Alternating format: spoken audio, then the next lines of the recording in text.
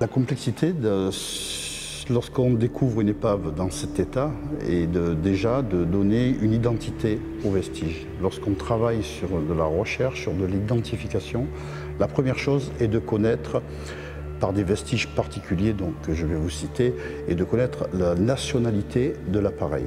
Nationalité, comment on la retrouve? Il va y avoir des obus, des cartouches, il va y avoir des plaques d'identification sur lesquelles il est noté certaines inscriptions qui vont déterminer si c'est un avion allemand, si c'est un avion américain, français, ainsi de suite. Les moteurs aident beaucoup aussi, les numéros, les plaques moteurs. Et des gravures qui ont été faites au poinçon. Sur ces plaques se trouvent ce que l'on appelle les plaques d'usine ou militaires, se trouvent les numéros de fabrication de série d'usine ou les numéros de fabrication militaire.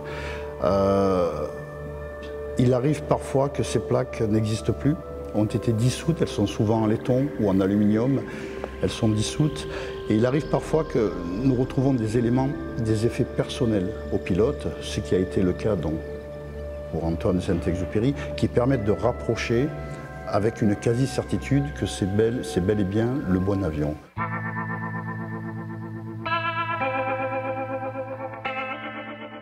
La problématique de travailler sur une épave sous-marine profonde, en plus, puisque nous plongeons à l'air, généralement, c'est donc le froid, c'est donc le mauvais temps, c'est donc la houle, c'est donc la fatigue, la narcose, l'ivresse des profondeurs, avec de longs paliers de décompression. Contrairement sur Terre, ou sur des sites de crash, c'est beaucoup plus aisé, plus facile et tout. D'autre part, le concrétionnement marin adoucit toutes les formes. Ça fait qu'il est difficile d'identifier certaines pièces évidentes pourtant sur Terre. Ça sera difficile sous la mer. Et puis le temps, la durée. Une plongée se calcule en temps, en descente et en durée. Donc profondeur, durée. Et les durées sont très limitées puisque au maximum, lorsque nous sommes par exemple, je prends une fourchette médiane, 60 mètres de profondeur, voilà, entre 40 et 80 mètres de fond où résident tous les vestiges.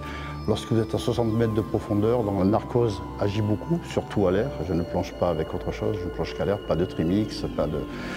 Et faisant que à 60 mètres de profondeur, pour 15 minutes de travail au fond, d'études, descente compris, puisqu'on calcule la descente compris, vous dépassez déjà la demi-heure de palier de décompression à la remontée.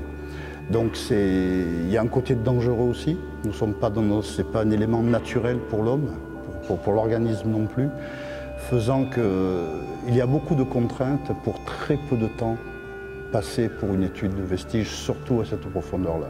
Si l'épave était à 10 mètres de fond, on pourrait rester 2 heures au fond sans problème, et quasiment sans palier de décompression, si on peut dire.